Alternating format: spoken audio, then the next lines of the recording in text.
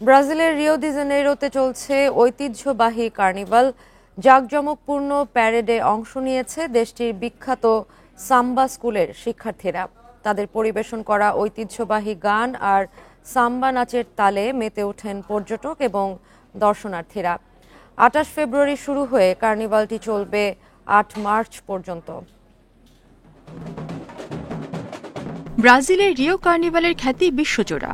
দেশটির বিভিন্ন অঞ্চলে আলাদাভাবে কার্নিভাল আয়োজন হলেও জাঁকজমকপূর্ণ এবং আকর্ষণীয় হওয়ায় রিও কার্নিভালই সবচেয়ে বেশি পছন্দ পর্যটকদের।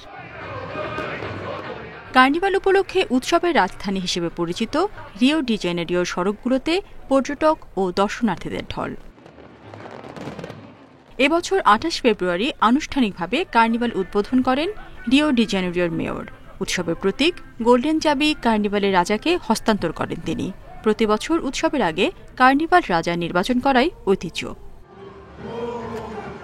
কার্নিভালের প্রধান আকর্ষণ শহর জুড়ে পথসঙ্গীত এবং আফ্রিকান দাস সঙ্গীতের সংমিশ্রণে উৎপত্তি হওয়া সাম্বা।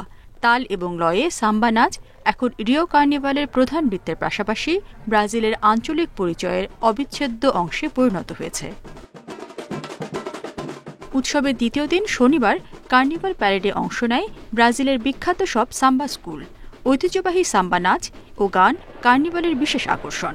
পরে সেখান থেকে সেরার খেতাব জেতে একটি দল। প্রায় ৩০০ বছর আগে শুরু রিও কার্নিভাল।